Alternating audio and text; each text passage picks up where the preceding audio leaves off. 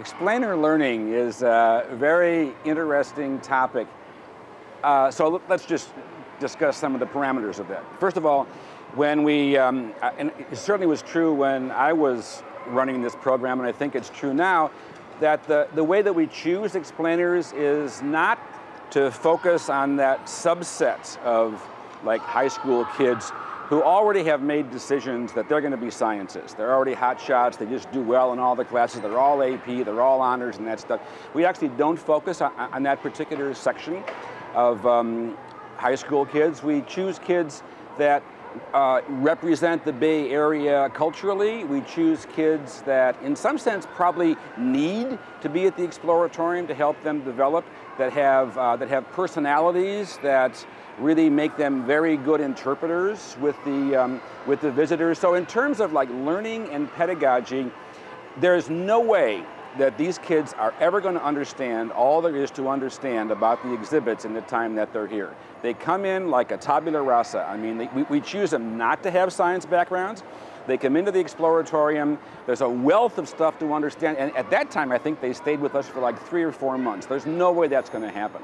So you have to think about the way in which the exhibits are exposure to these kids rather than like something that they will become really talented at explaining in great depth to people. So the pedagogy is to first of all, we have training sessions. We had them, we have them now. We have training sessions and we tell them about how the exhibits work and what we know. And some of that they actually can probably pass on to the visitors, and they find that useful because it gives them a topic for conversation when they're having a dialogue with the visitors.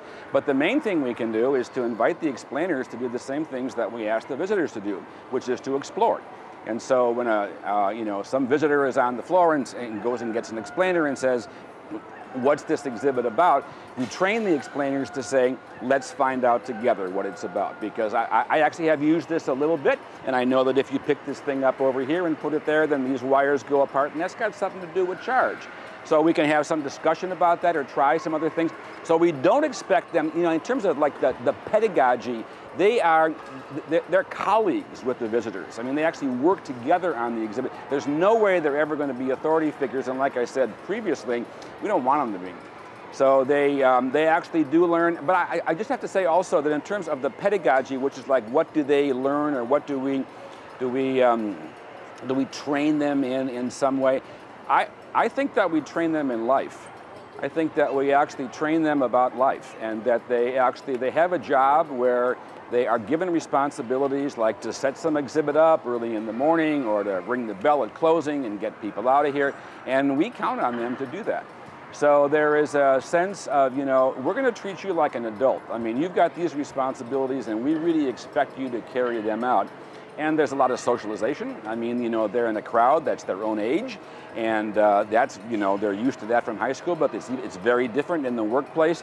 And they have to deal a lot with adults who are not their teachers. They have to deal with people who are exhibit developers in the shop, people who are scientists here, not specifically their teachers, but they will develop in their relationships with each other and with the staff. They will develop a sense of responsibility, and I think that they really profit by having that kind of experience.